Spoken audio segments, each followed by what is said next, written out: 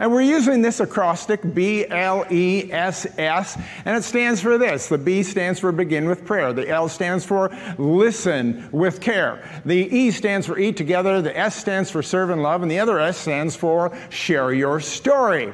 We look at Jesus, and it's exactly what he did. He began every morning with prayer. We find him listening intently to people and finding out what their felt needs were. We see him breaking bread and eating together, even with sinners, to the point where they called him a friend of sinners.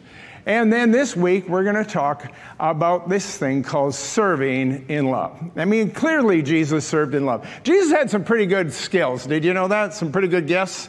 Like, better than you. Like he could heal people, he could do miracles, he could deliver people, all that stuff. Those are pretty swell. And people flocked to see him. Now, they didn't flock to see Jesus because he was a celebrity and they wanted to, shake his hand and take a selfie with him. That's what they do with me.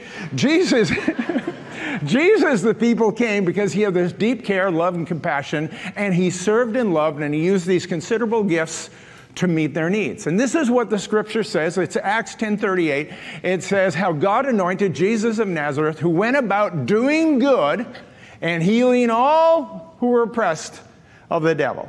It says he was doing good. It doesn't mean he was doing well. I mean, he was doing well. I mean, it's literally saying he went around doing good.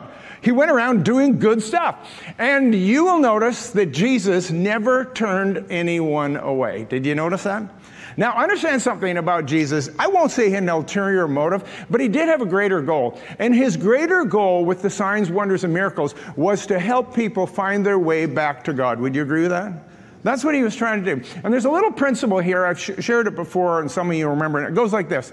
Good works produce goodwill, which gives you an opportunity to share the good news. Did you catch that? Good works produces goodwill. The goodwill gives you that opportunity to share the good news. And that's exactly what Jesus did. He went out and did miracles and signs and wonders and he had goodwill. See, if Jesus set you free from something, you're going to listen to anything he has to say. And so the good works produce that goodwill that, as I said, brings him to that place of the good news.